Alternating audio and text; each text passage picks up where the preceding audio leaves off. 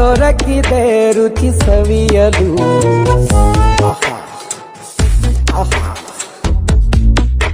ಈ ಜಗವಿದೆ ನವರಸಗಳ ಉಣಬಡಿಸಲು. ಬಿಸಿ ಬಿಸಿ ಇದೆ, ಬಿಸಿ ಬಿಸಿ ಇದೆ ನಳಪಾಕ ದಿನ ದಿನ ನೂತನ. ಈ ಬಿಸಿಯುವಾರುವ ಮೊದಲೇ ಎಲ್ಲರ ಜೊತೆಯೇ ಮೆಲ್ಲುವ ಕಲೆಯ ಜೀವನ ಜನುಮವೇ. ಈ ಜನುಮವೇ ಆಹ ದೊರಕಿದೆ ರುಚಿ.